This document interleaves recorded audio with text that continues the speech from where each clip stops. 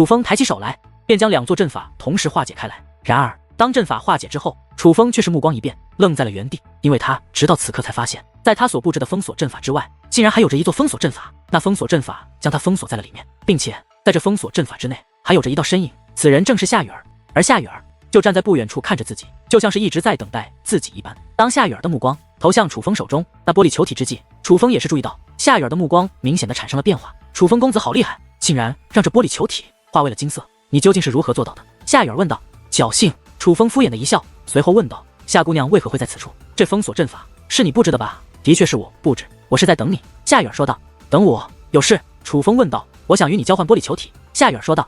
交换？楚风眉头微微一皱，但却并没有直接开口拒绝，而是问道：那能否让我看看？夏姑娘，你的玻璃球体。诺。夏雨儿将自己的玻璃球体取出，那颜色乃是青色。夏姑娘，你是在开玩笑吧？我觉得以你的实力，不可能只是让这玻璃球体变为青色。楚风说道。人家大意了吗？不知道楚风公子可否愿意与我交换？夏雨儿撒娇的说道。这怕是不行。楚风摇了摇头，随后便准备破开这座封锁阵法。毕竟楚风这金色的玻璃球体是自己努力换来的结果，怎么会与这夏雨儿交换？更何况这夏雨儿自从来到此处后，就一直在坑楚风，现在搞的那个韩愈恨不得立刻杀了楚风。楚风怎么可能会与他换？你可还记得你欠我的人情？可就在这时，夏雨儿却是开口说道。听得此话，楚风也是停止破开这座阵法的动作，并且看向了夏雨儿说道。记得。他当然记得，当日在神山之中，楚风闯入了一座遗迹，在那遗迹内，楚风获得了大量的天地能量，而后来才知道那竟然是夏雨儿的。楚风那个时候便说日后会补偿夏雨儿。这样吧，只要你与我交换这玻璃球体，那我就当做你还了我一半的人情。夏雨儿说道。好。楚风这一次并未拒绝，而是爽快答应，并且说话间就将自己的玻璃球体丢向了夏雨儿。夏雨儿也不客气，抬起那白皙的玉手，便将楚风的玻璃球体握在了手中。当玻璃球体入手之后，夏雨儿的脸上也是洋溢起了异常迷人的笑容。楚风公子果然是一个有信用之人，这个朋友我夏雨儿交下了。夏雨儿说话间便将自己的那个青色的玻璃球体丢向了楚风，而在楚风接过玻璃球体的同时，夏雨儿是大袖一挥，将那座封锁阵法解除开来。当那漫天的结界之力如同星光一般飘散之际，楚风已是摆脱了封锁阵法的束缚，他能够清晰地看到外面的情况。只是眼下几乎在场所有人的目光都凝聚在了楚风与夏雨儿的方位，尤其是韩愈，他眼中的目光就像是2把刀刃一般，杀机毕露，他简直恨不得用目光就把楚风千刀万剐。楚风大哥，你总算出来了，我们真是要好好感谢你啊！是啊，楚风大哥，若不是你提醒我们，我们怕是没办法进入迷宫阵法了。就在这时，理想3人一脸感激地冲了过来，而他们3人的手中也都握着那玻璃球体，那球体皆是青色。他们3人这般激动，楚风也知道原因，因为当他出来后，便扫视了一眼之前领取到玻璃球体的人，大部分人手中的玻璃球体都还是透明之色。在场的小辈之中，包括楚风与夏雨儿在内，玻璃球体有颜色的总共就只有8个人，也就是说，在场的人中只有8个人有资格进入那迷宫阵法。正因为大部分人都失败了，所以理想3人这般感激楚风，因为他们3个很清楚，若不是听了楚风的话，那么他们是哪个一定也都失败了。值得一提的是，宇文廷义和宇文化龙的玻璃球体皆是紫色，而那韩愈就更厉害了，他的玻璃球体竟是金色。楚风兄摆出了这么大的阵势，竟然只灌输出了青色的玻璃球体，说实话，你有些让我失望。毕竟你可是在仙冰山庄的仙冰库内得到仙冰认可的人，但是你若只是这种表现的话，我只能说你有些名不副实了。韩愈盯着楚风手中的玻璃球体，冷嘲热讽，全然没有了最初看到楚风时的客气与和善。不过这也正常，他一直用那杀机毕露的目光看着楚风，就算逃得过小辈的注意，但是老一辈的强者肯定也早就注意到了韩愈对楚风的敌意，所以这种情况下，他也是无需隐藏自己对楚风的敌意了。眼下既然找到了一个讽刺楚风的机会，他自然也不会放过。而最令人无语的是，当韩愈这番话说出后，在场的人中也有许多人开始窃窃私语，他们也都对楚风在结界之术方面的实力产生了质疑。而对于这种情况，夏雨儿并没有替楚风解释，他不仅没有解释，反而直接走到了那位远古蛇族的长老近前，将那洁白的玉手自袖袍伸出，将自己的玻璃球体拿了出来。金色，竟然是金色！夏姑娘好厉害，不愧是圣女，结界之术竟然如此利奥的。夏雨儿这一出手，顿时引起了无数人的夸赞，就连星陨圣地内的人也都在夸赞夏雨儿。可以说，夏雨儿拿出这金色球体之后所造成的震惊，比那韩愈还要大得多。毕竟韩愈是龙纹级仙袍界灵师，而夏雨儿是蛇纹级仙袍界灵师，两个人在界灵之术方面足足差了一层境界。一层境界的差距下，夏雨儿却能够做到韩愈做到的事，这则更加突出了他的实力，人们自然感到震惊。而此时此刻，夏雨儿的表现与楚风形成了强烈的对比。如果说楚风是让人们失望了的话，那么夏雨儿则带给了人们巨大的惊喜。但是在旁人都在毫不吝啬地夸赞夏雨儿的时候，星陨八仙却是一言不发。他们8个人实力强横，都是能够轻而易举就看穿夏雨儿所布置的封锁阵法的。身为夏雨儿的守护者，他们自然不会让夏雨儿出现任何意外，所以自然而然的，他们也一直在监视着封锁阵法内的情况。所以他们8个人很清楚，夏雨儿的金色玻璃球体实际上是楚风的，因此夏雨儿此刻所享受的荣誉也是属于楚风的。楚风公子实在过意不去，我家圣女有些顽皮，还望你不要介意。就在这时，一道暗中传音映入楚风耳中，是新一长老。想必他也觉得夏雨儿做得过分，所以是在替夏雨儿向楚风道歉。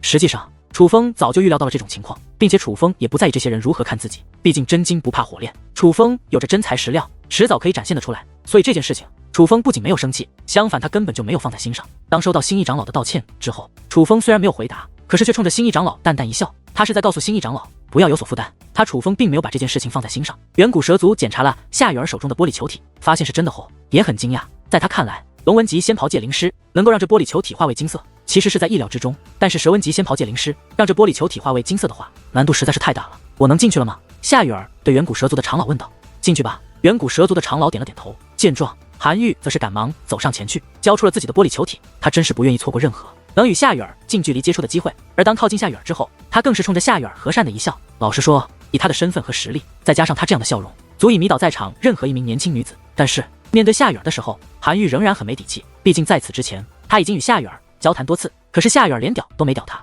不过这一次令韩愈很是意外，因为当韩愈冲夏雨儿投去那迷人而帅气的笑容之后，夏雨儿竟然也冲着他露出了迷人的笑容。这一刻，韩愈的内心哪怕说他是心花怒放也不为过，他真是激动的不得了，心想着努力了这么久，终于有成果有回报了。而此刻夏雨儿对他轻轻一笑，一定是因为他灌输出了金色的玻璃球体，以后他还要继续好好的表现，只要表现得足够优秀，那么夏雨儿终有一日会倾心于他。可是就在韩愈的脑海中不断的想着以后的事情，已经真心的觉得夏雨儿对他的态度好转了的时候，夏雨儿却是转过身子看向了楚风。楚风公子，我们一起进去吧。夏雨儿此话一出，韩愈只感觉自己的脑袋嗡的一下子差点就没有爆炸，他真的是快要被气死了。他不是对夏雨儿生气，而是单纯的对楚风生气。在他看来，若不是楚风的话，夏雨儿一定不会这般对待他。毕竟在此之前，他就与夏雨儿见过几次面，而那个时候他们两个相处的可是非常融洽的。想到这里，韩愈也没有多说什么，在恶狠狠地看了楚风一眼后，便直接走了进去。而楚风也不怠慢，与李想等人分别手持自己的玻璃球体，便向那条道路走去。本来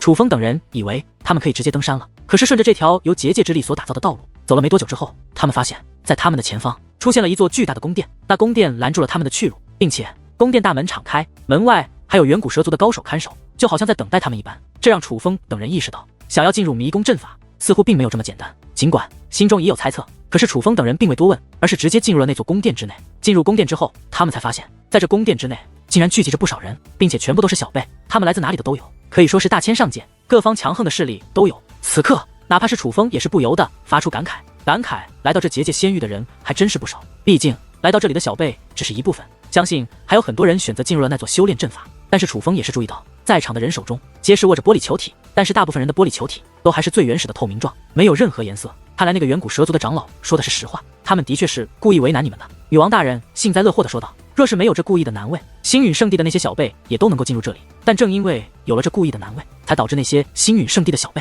无法进入这里。谁让他们粗心大意，没有布置阵法，便直接向玻璃球体内灌输结界之力，导致他们全部失败，连青色都没有达到。韩愈，快看，是韩愈公子，那不是楚风吗？楚风兄弟，你也来了，那位美女是谁？好美，天哪，简直太美了，怕是可以与楚灵溪大人相提并论。楚风等人出现后，很快引起了在场之人的注意，几乎所有人的目光都凝聚在他们8个人的身上。在场的很多人都认识韩愈，由此可以看出，韩愈在大千上界的确是一个大名鼎鼎的存在。但是也有小部分人认出了楚风，而那些认出楚风的人，大部分都是在仙冰山庄狩猎比试的时候见过楚风的人。可是此刻在场之人，无论男女，他们更多的人还是最终将目光锁定在了夏雨儿的身上。由此可见，不管在什么时候，美女总是比较吃香的。只不过因为夏雨儿很少露面，在大千上界真正见过她的人非常的少，所以人们都不知道夏雨儿究竟是谁。不要乱说话，那可是星陨圣地的圣女夏雨儿。那人群之中倒也有着见多识广之辈，说出了夏雨儿的身份，竟然是我大千上界3大美女之一，星陨圣地的圣女夏雨儿。难怪这么美，简直如同仙子一般。当得知夏雨儿的身份之后，人们的目光则更加的炙热了。毕竟星陨圣地圣女这个头衔更加的耀眼，所以当得知夏雨儿的身份之后，人们眼中的夏雨儿也变得更加的高贵。哪怕夏雨儿的身上明明什么都没有，可是在人们的眼中，她的身上就好像附加了光环一般，闪耀无比，闪开。可就在此刻，在这大殿的深处，忽然传来了一声呵斥。当那呵斥响起的同时，强大的威压也是横扫而出。下一刻，人们赶忙退到两旁，一条道路浮现在了楚风等人的视线内。而顺着那条道路观望，可以看到大殿深处，在那里聚集着上百人。这些人个个衣着华丽，并且他们全部都是处世天族的人。但是当目光投过去后，人们会不由自主地被一道身影所吸引。那是一名女子，长得很是年轻，如同少女一般，美，非常多美。如果说夏雨儿美若天仙，那么这名女子则是灵气十足，清纯无比。她的模样像白纸一样，给人的感觉只有2个字：干净。此刻，她坐在一个类似桌子一样的东西之上，一双美腿不停地摇晃着，更是显得俏皮可爱，令人着迷。可是，这名女子虽然长得堪称绝世美女，但是她似乎并没有那么平易近人。她的腰间明明挂着处世天族的令牌，可是那些处世天族的小辈却距离她很远，就像很怕她一般。但是楚风也是能够感受到，这名女子的气息很浑厚，比韩愈还要强横。楚风若是没有猜错，这名女子应该是7品真仙。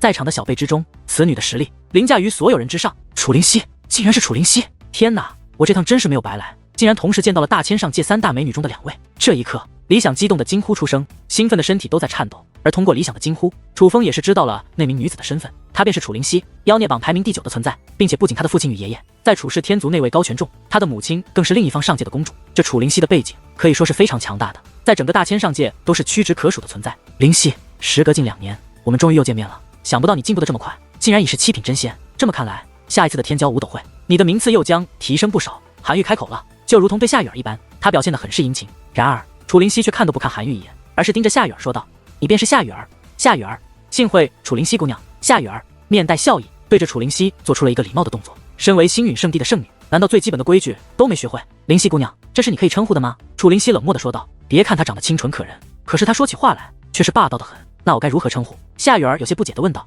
叫我楚灵溪大人。楚灵溪说道。夏雨儿拜见楚灵溪大人。夏雨儿倒也随和，竟然真的示意一礼，称呼楚灵溪为大人。还有你。楚灵溪冷漠地看向了韩愈。韩愈拜见楚灵溪大人。韩愈面带笑，一施以一礼。相比于夏雨儿，他表现得更是自然，就没有一丝丢人的感觉，仿佛这是理所应当的一般。然而哪怕韩愈表现得如此殷勤，楚灵溪却也没有给他任何好脸色看。楚灵溪身形一动，竟然跃到了宫殿的顶端，坐在了那巨大的灯台之上，说道：“我要休息片刻，你们说话都给我小声点，若是有谁吵醒我，我就摘了他的脑袋。”说完此话，楚灵溪便真的枕着双臂躺了下去。而这一刻，整座大殿也是变得异常的安静，哪怕有人交谈，也是暗中传音，没有人敢发出声音。由此也可以看出，这楚灵溪也是一个狠角色，否则他不会具有如此强的威慑力。尽管人们都不敢发出声音，可还是悄无声息地来到了楚风等人的近前。他们都想与夏雨儿接近，当然也有人想与韩愈和楚风套近乎。夏雨儿别看对楚风热情，可是对待旁人，他依旧是一副拒人于千里的模样，并且他的冷漠与楚灵溪不同。楚灵溪是那种在脸色上就表现得很冷的人，可是夏雨儿则不同，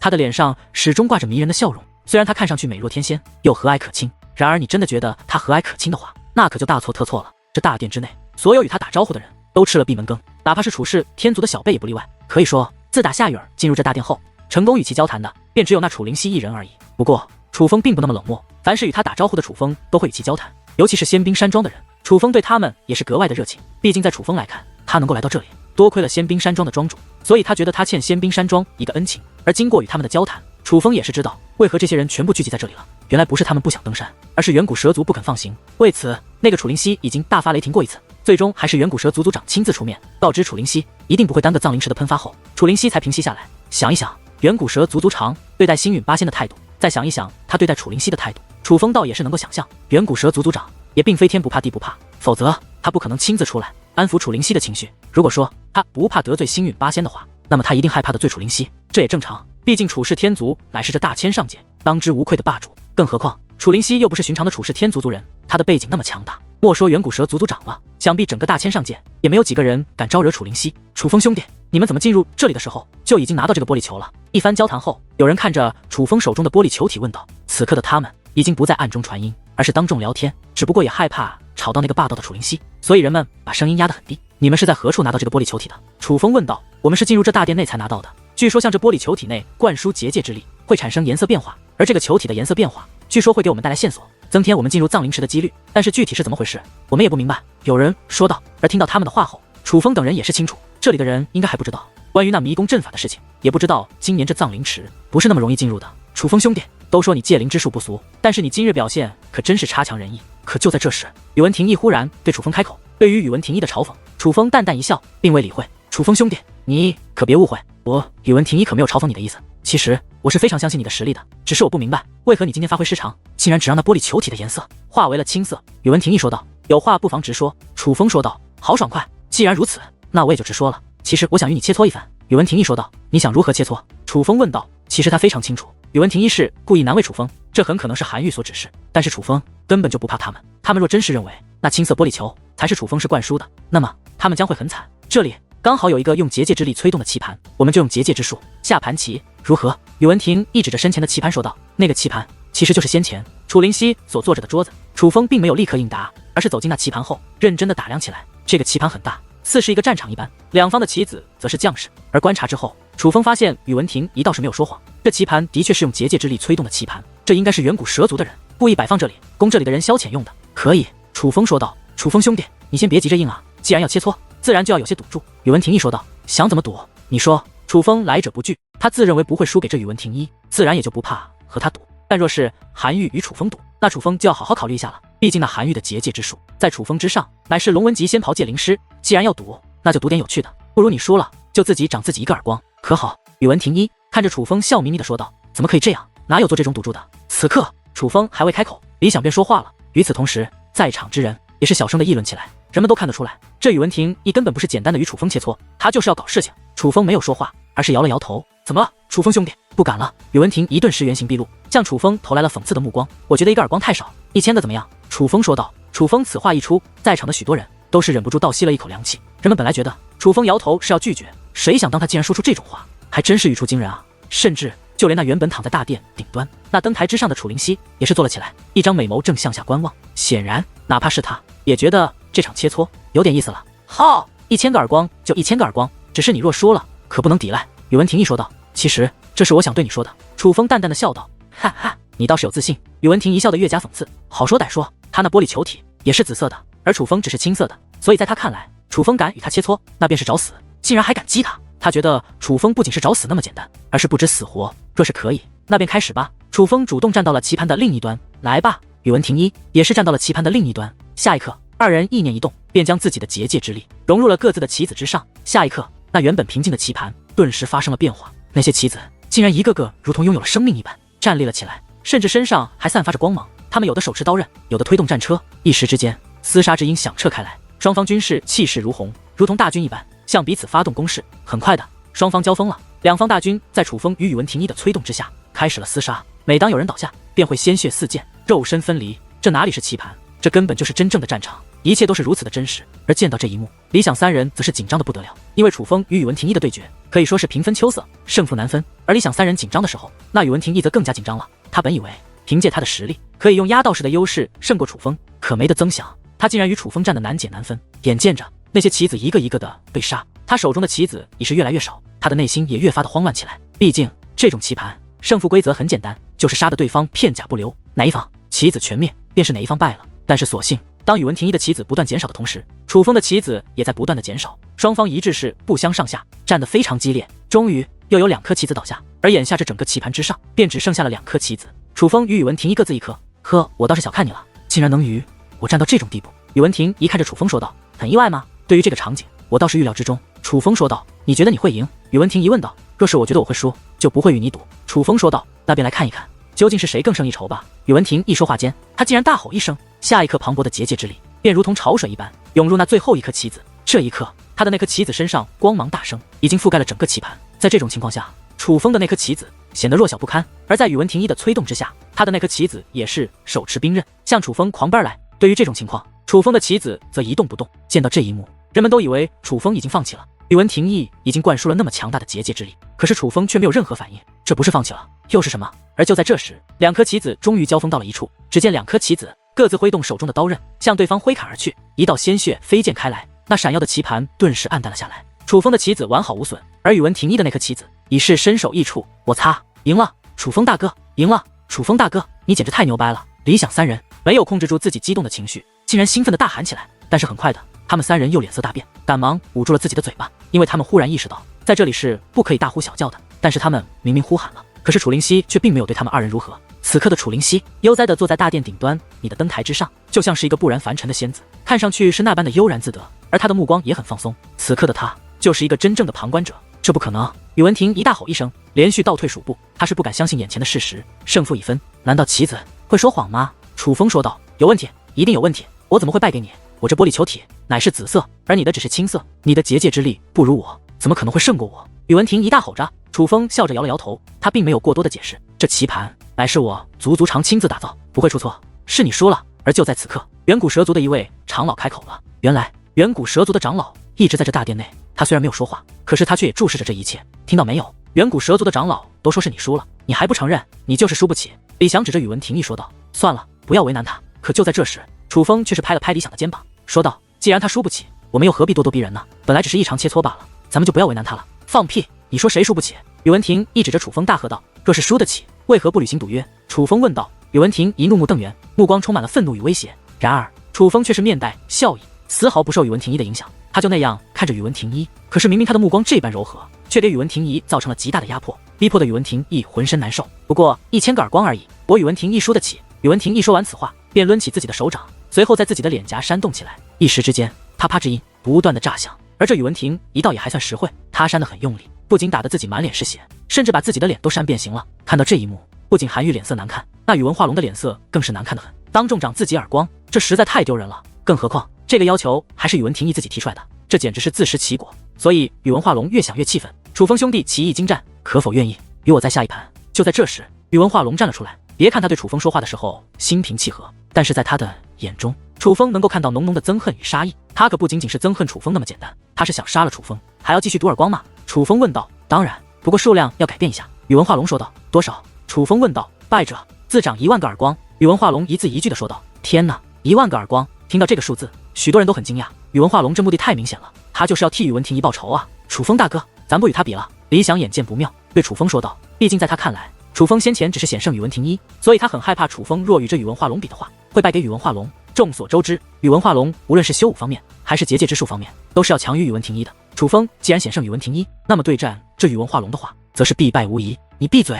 我与他说话，又没与你说话。然而宇文化龙大怒，大袖一挥，一阵劲风横扫开来，便直接将李想轰飞出去。尽管他并没有下杀手，也没有下重手，可是毕竟他实力太强，乃是6品真仙，李想哪里抗得住他的手段？李想落的之际，已经是无法动弹，连说话都不能了，一口一口的鲜血不断自口中喷洒而出，伤势不轻。见李想这般，圣丹山庄的那2名男子则是赶忙上前，拿出丹药给李想服下，与此同时为李想疗伤。见到这一幕，楚风表现得很是平静，他转过头来对宇文化龙说道：“1万个耳光是吧？”没错。宇文化龙说道：“我楚风愿意奉陪，只不过我有一个条件。”楚风说道：“什么条件？你说。”宇文化龙说道：“你若败了，不能自长耳光。”楚风说道：“不能自长耳光，那你要如何？”宇文化龙问道：“若是你败给我了，你要跪在我兄弟面前，让他长你1万个耳光。”楚风看着宇文化龙说道。他说这话的时候很是平静，没有一丝怒容，可是他的目光却是非常的凌厉，紧紧地凝视着宇文化龙。而楚风此话一出，在场许多人的脸色也是微微变化，所有人都没有想到楚风会提出这样的要求，甚至那登台之上的楚灵溪一双美眸之中也是绽放出了奇异的光华，而旁人都已是这般惊讶，那李想3人就更加惊讶了。毕竟谁都看得出来，楚风提出这个要求是在为李想出头啊。可是他们与楚风才相识这么短的时间，并没有什么交情，相反之前他们还是敌对的，但是楚风却这样帮他，这简直是他之前想都不敢想的事。一时之间，阵阵暖流在身体内流淌开来。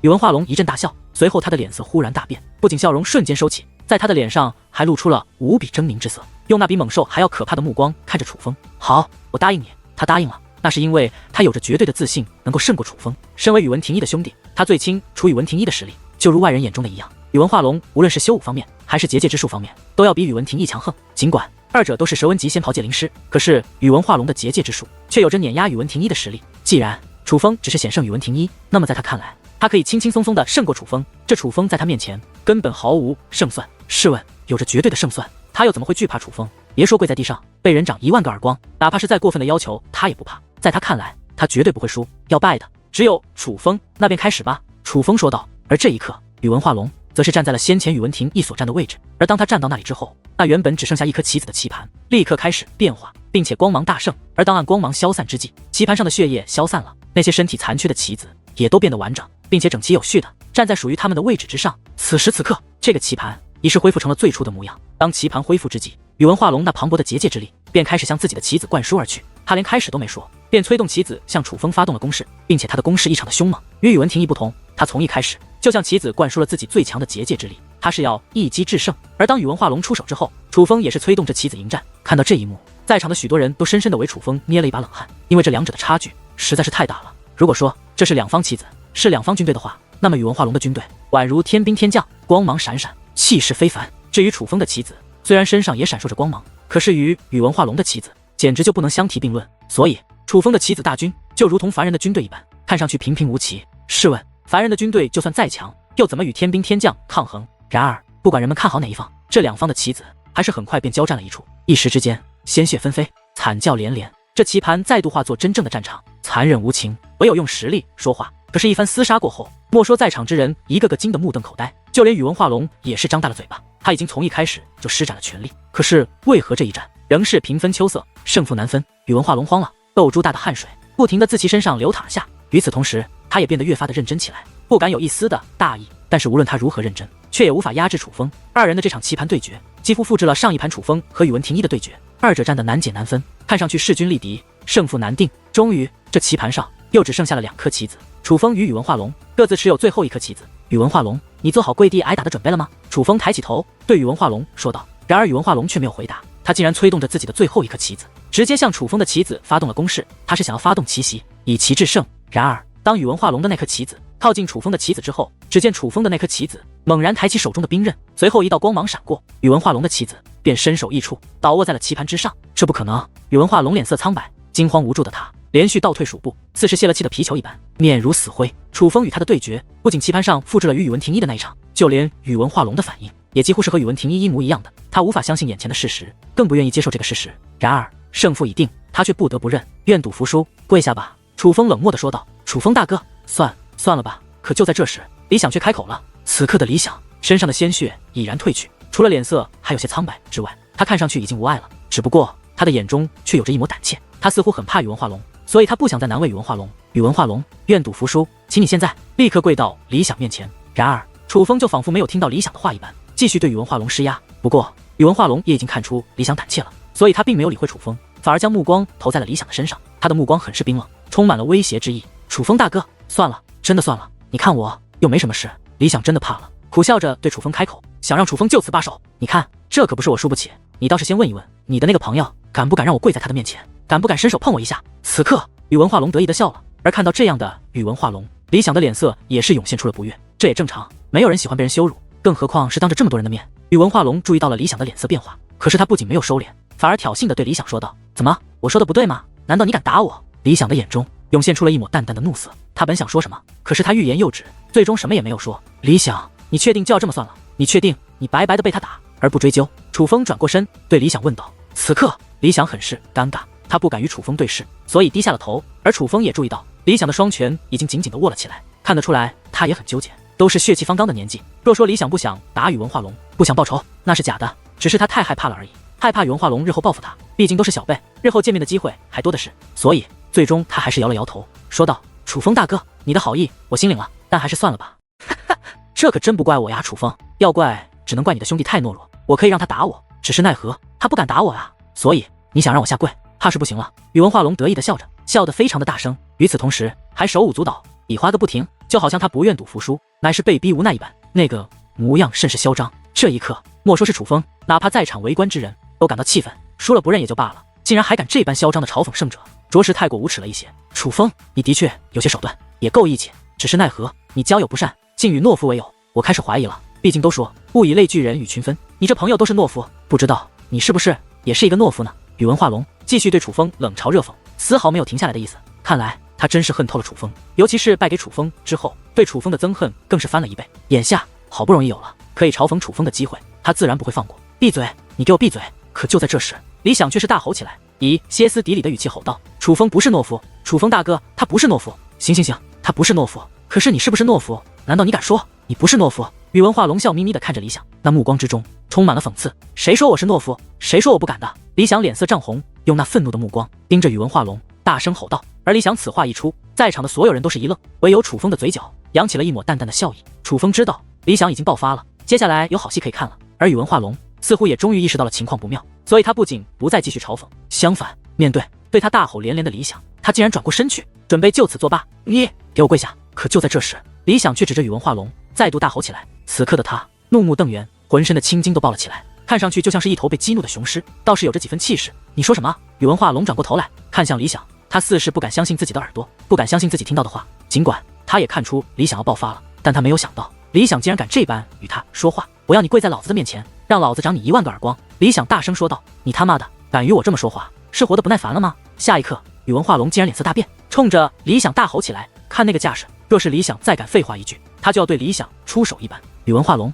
你这算什么？是输不起吗？楚风问道。我就特么的输不起了，你能把我怎么样？难道你能强行让我跪在他面前吗？你有这个本事吗？宇文化龙指着楚风说道。他竟然当众违背自己的承诺，要当众耍赖。但是话说回来，宇文化龙若要耍赖，楚风还真拿他没什么办法。毕竟他是一位6品真仙，修为和韩愈一个级别的存在，以楚风现在的实力，还不是他的对手。想必宇文化龙也认准了楚风的实力不如他，所以才敢这般猖狂。值得一提的是，对于这种情况，在场的人却也没有人站出来说什么。夏雨儿没有说话，他就像是一个旁观者一般看着这一幕。而那个登台之上的楚灵溪，虽然当宇文化龙拒绝履行赌约的时候，他的美眸之中涌现出了厌恶之色，可是他却也没有开口说什么。韩愈作为宇文化龙的朋友，你不想说2句吗？难道你要眼睁睁地看着他错下去？楚风将目光投向了韩愈，楚风很清楚，若是这个时候韩愈开口，宇文化龙多半会服从。别看韩愈和宇文华龙以及宇文庭一看似朋友关系，但楚风却觉得他们3个更像是主仆的关系。宇文化龙和宇文庭一都很怕韩愈，以为首是瞻。而这种情况之下，只要韩愈有些头脑，就会劝说宇文化龙。毕竟谁对谁错，大家看得清楚。韩愈只要还顾及自己的形象，就不可能站在宇文化龙那边。楚风，你这话说的就没意思了。我虽然和化龙兄是好友，可是这是他自己的事，他有他自己的决定，我能说什么？韩愈说道。听得此话，楚风的目光也是微微变化，他没有想到韩愈竟然这般无耻。但楚风并未放弃，而是说道：难道谁对谁错你看不出来吗？谁对谁错我不评价，我只能非常抱歉的说一句，你们之间的这件事我不插手。韩愈摊起手来，耸了耸肩，表示对于这件事他也是无能为力。在韩愈不打算插手之际，这件事情已是陷入僵局。毕竟宇文化龙死不认账的话，楚风真的拿他没有办法。而在场的那些说话有分量的人又都不打算插手，楚风也是感到无力。要怪只能怪楚风低估了宇文化龙和韩愈，低估了他们脸皮的厚度。而在楚风不知该如何是好之际，韩愈和宇文庭一以及宇文华龙3人则笑眯眯地看着楚风，那种目光充满了挑衅，就好像在说，就算输了又能如何？就算不认证又能如何？你能拿我们怎么样？就在这时，一阵响亮的咳嗽之音在这大殿的角落炸响。与此同时，一道身影也是向楚风和宇文化龙的方向走来。这个人不是别人，正是远古蛇族的那位。说那棋盘是远古蛇族族长打造的长老宇文化龙，看来你是铁了心，不准备认账了。远古蛇族的长老靠近后，对宇文化龙问道：是或不是能怎样？这好像和你没什么关系吧？宇文化龙很是硬气地问道。别看他表面很是强势，但是当他说这话的时候，其实是有些心虚的。毕竟这位远古蛇族的长老实力很是强劲，不是他们这些小辈可以抗衡的。再者，这里还是远古蛇族的地盘，假如远古蛇族真要管这件事，他还真就没有办法。远古蛇族的那位长老淡淡一笑，随后说道：先前你们定下赌约的时候就说了，在场之人可为你们见证，而更好，老夫也在场，所以我可以算是你们这场赌约的见证人。身为见证人，有权主持公道，你若是想要赖账的话，怕是不行。那位远古蛇族长老说完此话，便意念一动，下一刻宇文化龙的脸上便涌现出了痛苦之色，紧随其后，只听扑通一声，那宇文化龙便跪在了地上。前辈，这是他们的私事，您这样强行插手，以大欺小，怕是不好吧？莫非你远古蛇族是要仗势欺人？就在此刻，韩愈站了出来，给那位远古蛇族的长老扣上了以大欺小的帽子。而听得此话，那位远古蛇族的长老也是眉头紧皱。其实他只是看不惯宇文化龙的作风，若真要扣上他以大欺小的帽子，他也是有些为难的。毕竟这终究是楚风和宇文华龙之间的私人赌约，远古蛇族并没有管这件事的义务。韩愈兄，这件事情你不是不准备插手吗？就在此刻，楚风则是开口了，他笑眯眯地看着韩愈说道：我懂了，在宇文化龙不履行诺言的时候，你不插手，但是当宇文化龙要吃亏了，你便插手了。说了半天，你只是不想宇文化龙吃亏罢了。但若是这样，那我不得不说，韩愈兄，我对你很是失望。都说你是一个恩怨分明之辈，但是现在来看，原来你只不过是一个护短的小人罢了。至于什么恩怨分明，呵，原来只是虚名。韩愈气得咬牙切齿，指着楚风便想辩驳：我怎么了？难道我说的不对吗？在座的各位倒是说一说，我说的对不对？难道今日这件事情真的是我楚风错了，是我楚风理亏了不成？可是还不待韩愈把话说出来，楚风便抢着开口，并且向在场之人问道：你没错，楚风兄弟，你没错，这件事情我们都看得一清二楚，你很在理。对，理亏的不是你，我们可以作证。下一刻，在场之中竟然也有着不少人力挺楚风，尽管他们没有明确的表示是韩愈和宇文化龙理亏，可是他们的话中之意实际上就是在说韩愈和宇文化龙不对。而话说回来，先前是不说韩愈他自己说不插手这件事情的。楚风再度说道：对，说了，我们都听到。韩愈公子，你先前的确说了，莫非你是忘了不成？众人纷纷附和，甚至还有人对韩愈发问。这种情况之下，哪怕韩愈再不甘心，却也不好再多说什么。毕竟在场之中还有夏雨儿和楚灵溪在，他也怕做得太过分，被夏雨儿和楚灵溪所轻看，所以最终他则是大袖一挥，转过身去，不再言语。只不过他那藏在袖中的拳头却是握得滋滋作响，脸色更是狰狞的可怕。至于楚风也很清楚，这口恶气韩愈不会就这么轻易的吞下。可是那又如何？从一开始，这韩愈对楚风就充满了敌意。就算没有今日之事，这韩愈也迟早会对付楚风。所以楚风根本就没把韩愈的愤怒放在心上，而是看向了远古蛇族的长老，抱拳说道：“多谢前辈主持公道，这位小友不必客气，这不过是我的分内之事罢了。”被楚风道谢之后，远古蛇族的长老的脸上竟然也流露出了笑意。随后他更是看向楚风，说道：“这位小友，咱们公道行事，10000个耳光，你可千万别长过了。”好嘞。而这一刻，李想也不客气，他挽起袖子，露出自己那粗壮的胳膊，大步流星的走到了宇文化龙的面前。但是李想并没有立刻出手，而是对宇文化龙问道：“你刚刚说我是什么？”宇文化龙刚想开口，可是话还没出来，只见李想的胳膊已经抡了起来，随后只听啪的一声，李想的大手已是狠狠地扇在了宇文化龙的脸颊之上。与此同时，李想大吼一声：“老子他妈的不是懦夫！”话罢，李想两个手臂便不停地抡起，只听啪啪啪道道响亮的声音，如同鞭炮一般，在这大殿之内不断的炸响。然而那可不是鞭炮的声音，而是李想的大手不停地落在宇文化龙脸上的声音。看着李想那卖力挥动手臂的动作，以及宇文化龙一脸愤怒却只能挨打的表情，楚风的嘴角则再度扬起了笑意。他知道这10000个耳光足以让李想扇得过瘾，如鞭炮一般的耳光声在这大殿内响彻着。若是刚刚进入此处不明白情况者见到这一幕，一定会很惊讶。身为6品真仙的宇文化龙，竟然跪在一个1品真仙的身前，任由1品真仙掌自己耳光，却不言不语，这着实令人不解。不过实际上，1品真仙的李想就算使用再大的力气，也是无法对宇文化龙造成威胁。这就是修武境界的玄妙之处，实力的差距太大，你根本就没有上击对方的能力。正因如此巨大的差距，才让修武者不惜一切代价的追求更高的修武境界。可是尽管宇文化龙根本就感觉不到痛，但是想必他的脸颊也感觉火辣辣的疼。他今日丢掉的乃是尊严，这对于来说乃是耻辱。足足10000个耳光，可不是一个小数目。好在李想下手的速度很快，所以不过片刻的功夫，这10000个耳光便全部落在了宇文化龙的脸上。尽管10000个耳光过后，宇文化龙的脸上除了愤怒之色外，并没有一丝伤痕，反倒是李想的2个手掌变得通红，肿得跟馒头一样。可是李想此刻却非常的爽，在他的脸上写着2个字：解气。当10000个耳光过后，远古蛇族的那位长老也是放开了宇文化龙。此刻宇文化龙就如同将要爆发的火山，他看着李想的目光简直恨不得活生生的把李想咬成粉碎。可是他却不得不忍着，因为他很清楚，在这里他若对李想出手，那位远古蛇族的长老一定不会给他好果子吃。毕竟当那位远古蛇族的长老站出来主持公道之际，就已经证明了那位远古蛇族长老的立场。那位长老是偏袒于楚风他们的，正因为愤怒又不能爆发，宇文化龙才感觉憋屈。小子，你给我记住了，你今日做了一件你不该做的事，有你后悔的那天。宇文化龙指着李想狠狠地说道。然而李想却是讽刺的一笑，随后底气十足地对宇文化龙说道：“你也给我记住了，今日老子所做的事是最特么过瘾的一次，老子绝对不会后悔。”很好。宇文化龙咬牙切齿地说了这句话后，又恶狠狠地看了李想一眼，这目光中充满了威胁。但是他也没再多说什么，而是直接转过身去，和宇文廷义以及韩愈站在了一处。此刻宇文化龙和宇文廷义的脸庞都很狰狞，狰狞的有些吓人，就仿佛他们根本不是人，更像是想要吃人的猛兽。他们的眼中散发浓浓的怒意，任何人都能够看得出来他们有多愤怒，有多不甘。正因如此，人们哪怕想嘲讽宇文化龙和宇文廷义，却少有人敢真的说出来，都是暗中传音，私下议论。不过尽管大部分人都惧怕宇文化龙和宇文廷义，可不代表在场的所有人都害怕他们。就比如处世天族的人，他们可就不怕宇文化龙和宇文廷义。此刻他们毫不掩饰自己的词汇，当着所有人的面，用那讽刺与鄙视的语气侮辱这宇文化龙和宇文廷义，侮辱他们2个不自量力，侮辱他们2个自取其辱。不过这也正常，毕竟下棋是宇文廷义提出的，对赌也是宇文廷义提出的，甚至扇耳光为赌注也是宇文廷义提出的。他们2个如今的耻辱的确是自找的，而面对处世天族族人的羞辱，莫说宇文化龙和宇文廷义，哪怕韩愈这种在大千上界屈指可数的天才，也是不能说什么。所以他们很气，越想越憋屈。韩愈公子。可就这时，一道温柔的声音响起，当那声音响起之际，顿时让韩愈心神一震，立刻变得精神起来，因为那道声音乃是来自星陨圣地圣女夏雨儿。夏姑娘，有事吗？韩愈的脸上已然扬起了殷勤的笑容。我听闻韩愈公子的棋艺也是非常精湛的，而楚风公子的棋艺我们也都见识过了，你为何不与楚风公子切磋一番呢？我想你们2个若是切磋，一定非常精彩，那也能让我们一饱眼福啊。夏雨儿说道。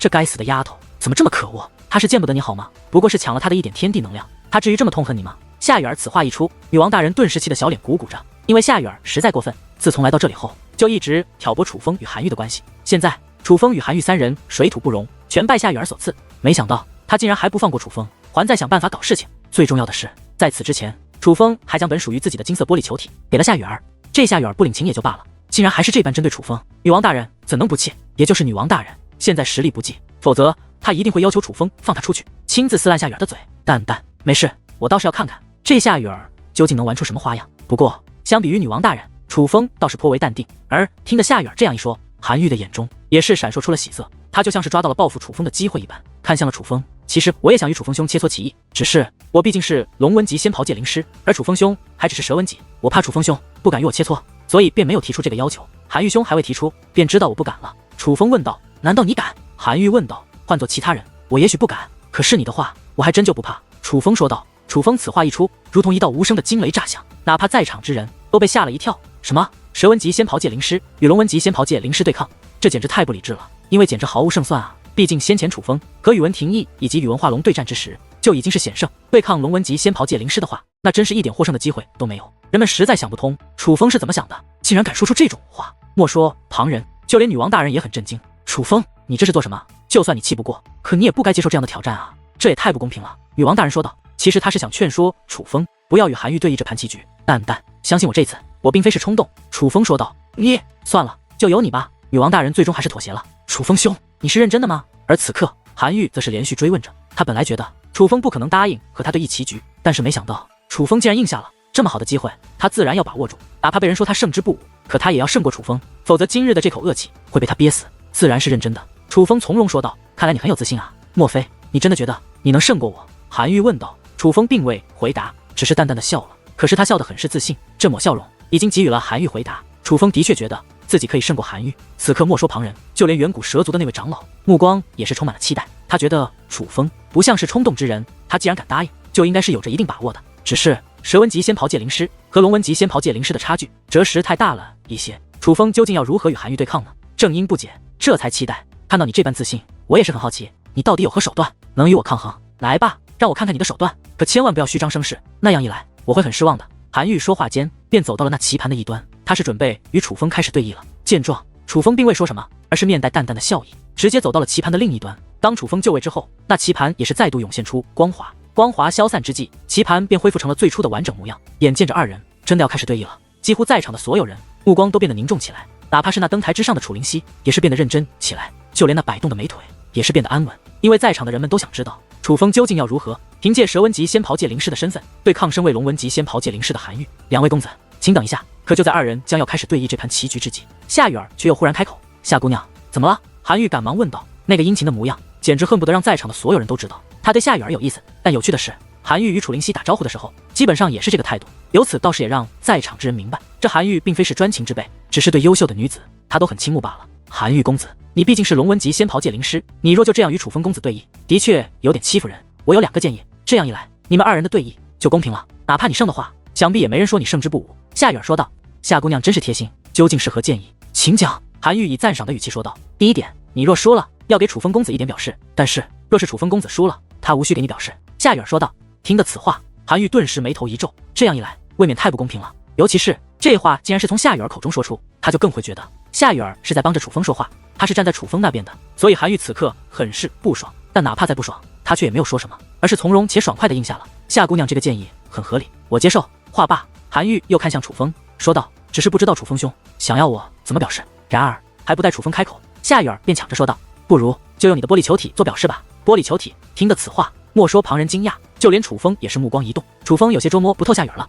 夏雨儿起初撮合韩愈与楚风对弈棋局，楚风觉得他是在坑自己，可是现在来看却又像是在帮助楚风，毕竟韩愈的玻璃球体乃是金色的，若是能够得到韩愈的玻璃球体的话，那么等下楚风进入迷宫阵法将会得到更多的线索。但是楚风却觉得夏雨儿并非真的是要帮助自己，楚风觉得夏雨儿更像是在戏耍楚风与韩愈二人，因为夏雨儿并不知道楚风有胜过韩愈的把握，所以楚风才觉得夏雨儿是在戏耍楚风与韩愈二人，单纯的觉得好玩才这么做，反正无论谁胜谁负，遭殃的都是楚风或韩愈，与他没有关系。想到这里，楚风越发觉得夏雨儿很危险，这是一个非常危险的女人，是一个视旁人为玩物的女人。韩愈公子可以吗？夏雨儿见韩愈并未回答，便开口催促道。实际上韩愈并不愿意，所以他才迟疑了，但是他又不想拒绝夏雨儿，再加上他又不觉得自己会输，所以他最终还是笑着点了点头。夏姑娘，你提出的要求韩愈会无条件答应。韩愈公子果然爽快，若是这样的话，那我便提出第2点建议了。夏雨儿笑眯眯地说道，她笑得很甜很迷人，在场的许多男子都被她的这抹笑容所迷倒了，但是唯有楚风注意到夏雨儿的笑容中隐藏着一抹狡诈的危险。楚风隐隐间觉得韩愈恐怕要被夏雨儿算计了。夏姑娘请讲你的建议。韩愈一定赞同。韩愈说道，为了公平起见，韩愈公子应该只用蛇纹级结界之力，这样一来就公平的多了。夏雨儿笑眯眯地说道，什么？只用蛇纹级结界之力？夏雨儿此话一出，顿时掀起了一场轩然大波，所有人都很惊讶，夏雨儿会提出这样的建议。可是转念一想，夏雨儿的建议的确合情合理，只要结界之力相同，那么便没有谁是胜之不武的了。但是既然是这样的建议，为什么还要在此之前加上一条，楚风败了不用表示，但是韩愈败了却要表示的条件？这样一来的话，夏雨儿帮助楚风的意图则太过明显了。因为只要韩愈答应了，楚风不仅会大大增加战胜韩愈的机会，最重要的是，就算楚风他输了，楚风也不会有任何损失。只要韩愈答应的话，那这场对决其实就变得不公平了。只不过不是在对楚风不公平，而是对韩愈不公平。只是这样的要求，韩愈会答应吗？夏姑娘，你与楚风是何关系？为何要这样帮着他？此刻宇文化龙开口了，身为韩愈的朋友，他已经看不下去了。毕竟事到如今，只要是明眼之人就看得出来，夏雨儿是在帮楚风啊。我与楚风公子是朋友啊。而对于宇文化龙这个问题，夏雨儿也是给予了在场之人一个感到惊讶的答案。换到这个时候，一般人都会极力撇清关系，可是夏雨儿居然这么说，这不是明摆着告诉人们他就是在帮楚风，就是要坑韩愈吗？只是我没觉得我在帮他，我提出这2点建议，只是想让这场对决公平一点。众所周知，界灵师的境界不同，对于结界之术的掌握也就完全不同。尽管我提议韩愈公子只动用蛇纹级结界之力，可他终究还是龙纹级仙袍界灵师，在结界之力方面的运用，他一定是强于楚风公子的。所以我觉得韩愈公子的胜算还是很大的，这才提出了韩愈公子若败要给予楚风公子一点表示，而楚风公子败了不用给予表示的建议。我没有想要帮助任何人，只是想让这场对弈更加公平，更加精彩，仅此而已。夏雨儿很是认真地对众人说着，而他的目光则显得很是无辜，就像宇文化龙真的冤枉了他一般。而这一刻，在场之人也是纷纷点头，他们觉得夏雨儿说的的确很有道理。只不过身为韩愈朋友的宇文化龙和宇文庭一却依然很是不爽，他们已经在暗中传音，甚至当着所有人的面给韩愈使眼色，让韩愈不要答应夏雨儿的要求。而见韩愈迟迟没有说话，在场的许多人也都觉得韩愈怕是不会答应这第2个建议。韩愈公子，我提出的只是建议，具体怎么做还是要看你自己的选择的。就在此刻，夏雨儿也是看向了韩愈，夏姑娘，我觉得你考虑的很是周全，你的建议非常的好，我韩愈愿意接受。然而韩愈不仅答应了，竟然还一脸赞赏的看着夏雨儿，就如同夏雨儿的建议真的深得他心一般。眼见着韩愈被夏雨儿玩弄于股掌之中，明知道吃亏却还是要上，楚风不得不在心中感慨一句：蛇蝎美人果然名不虚传，这个夏雨儿哪里是圣女，根本就是一个妖精。既然韩愈公子愿意，那么楚风公子是否愿意呢？夏雨儿又将那温柔的目光投向了楚风。当夏雨儿此话说出之际，在场许多人的心中都有一种感慨，那就是多此一问，任凭是谁都觉得楚风不可能不愿意，毕竟这对他这般有利。对于夏姑娘提出的第1点建议，我楚风并没意见，原因是我若说了，想必我这个青色的玻璃球体韩愈公子也不会要。但是实不相瞒，韩愈公子那金色的玻璃球体我是想要的。楚风并未隐藏自己的想法，而是实话实说。对于楚风的回答，在场之人没有丝毫的意外，他们早就预料到楚风不会拒绝这种好事，想必只有傻子才会不愿意。而此刻的韩愈则是忍不住在心中痛骂楚风一句无耻，心想占便宜还能占得这么理直气壮，简直太不要脸。不过第2点吗？我觉得不妥。楚风继续说道。什么不妥？楚风此话一出，众人顿时下巴惊掉了一地。不是吧，他拒绝了？他竟然真的拒绝了？这是为什么啊？夏雨儿好不容易争取来的机会，楚风竟然拒绝了，他为什么要拒绝？莫非他是碍于面子，不想夏雨儿帮他？还是说他真的有着绝对的自信，可以凭借蛇纹级仙袍界灵师的身份胜过龙纹级仙袍界灵师的韩愈呢？此时此刻，众人面面相窥，议论纷纷，但却有着共同的表情，那便是无法理解。就连韩愈也是一脸呆滞，有些不敢相信自己刚刚听到的话。这么好的机会，楚风竟然拒绝了，莫非这楚风脑子坏了不成？楚风大哥，哪里不妥了？我觉得这很妥呀。李想上前说道，他毕竟是希望楚风赢的，所以不想楚风放弃这个机会。所谓公平，就是各自施展全力，否则便没了意义。既然我答应了这场切磋，那我便不能用我的弱去要求比我强的，削弱自己的力量。楚风说道。好，说得好。这一刻，远古蛇族的长老忍不住开口叫好，而与此同时，在场的许多人也都在心中默默地为楚风竖起了大拇指。他们都很佩服楚风这种精神，但也有一部分人觉得楚风就是矫情，夏雨儿为他争取机会他不用，这就是自取其辱。比如楚氏天族的大部分小辈就是这样看楚风的。夏姑娘，我觉得你的建议没有问题，但这可不是我不愿意，而是楚风兄他不愿意。韩愈对夏雨儿说道。其实他是打心眼里也不愿意的，而现在既然有了这个机会，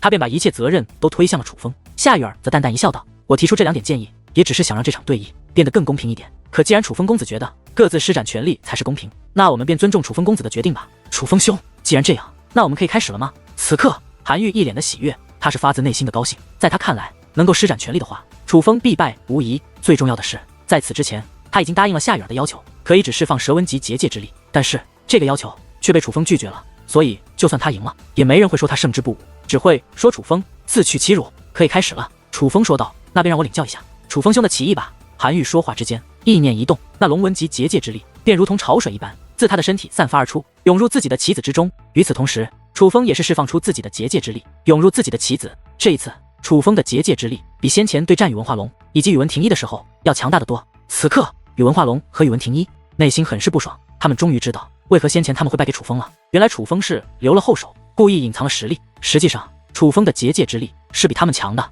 这也就难怪他们会输。楚风，就算你施展全力，可你也必败无疑。你给予我们的耻辱，韩愈将全部奉还。宇文化龙和宇文庭一在心中暗暗说道。事实上，不仅他们两个这么看，几乎在场的每个人都不看好楚风。尽管此刻楚风已经施展出了全力，可是他毕竟是蛇纹级仙袍界灵师，相比于韩愈的结界之力，简直差太多了。实际上，棋盘有限，所以二人释放的结界之力从数量上相差无几，几乎已经发挥出了这棋盘可以发挥到的极致。可是从气势上则相差太多。如果说楚风的结界之力似是奔腾的江河，声势浩荡的话，那么韩愈的结界之力便是随风而起的海洋，大浪奔腾，盛世滔天。杀！猛然间，那棋盘之上竟然传来了一声嘶吼，是韩愈的棋子。他的棋子不仅如同具有生命一般活灵活现，竟然还能开口说话，这哪里还是棋子，简直就是真正的生命。在那震耳欲聋的喊杀声中，韩愈的棋子大军整齐有序的向楚风的棋子一点一点的逼近。没错，他并没有快速的杀向楚风的棋子大军，而是缓慢前行。他是想要用自己的威势将楚风吓得崩溃，让楚风溃不成军，并且事实上他也的确做到了这一点。他那棋子大军的确很强，这并非是他自我感觉良好，这一点在场的每个人都能感觉得到。韩愈的棋子大军无论是声势还是力量都实在太强了。若拿此刻韩愈的棋子大军与楚风此刻的棋子大军做个对比的话，这简直就像是一群强壮的大人要殴打一群只有几岁的小孩子。实力差距巨大的情况下，双方人数还相同，这简直就是一场没有悬念的战争。可是当人们觉得楚风一定已经吓得屁滚尿流，想要看看楚风那惊慌失措，想要放弃这场对弈的模样之际，却无一不是神色一滞，愣在了那里。他们惊愕地发现，此刻的楚风不仅没有一丝的恐慌，相反，他竟目光如炬，紧紧地凝视着整个棋盘，似是元帅一般观察着战场的变化。与此同时，他的脸色异常凝重，就仿佛他整个人都投入到了那棋盘之中，旁人所说的话他都听不到一般。这说明了一点，楚风他非常的认真，这股认真劲是在先前和宇文庭一以及宇文化龙对弈时从来没有出现过的。可是除了这股认真的劲头之外，人们注意到楚风的脸上依旧挂着那抹自信。事情已经到了这步田地，楚风竟然还觉得他能赢，人们着实是被楚风的这股自信的劲头给吓到了。怎么在实力如此悬殊之下，楚风竟还能这般自信？莫非他真有着可以应对的手段？看到这样的楚风，人们忽然又对楚风产生了一点点信心，觉得楚风可能真的有着对抗韩愈的手段。只是楚风该如何应对韩愈那强横的棋子大军，人们却依然不得而知。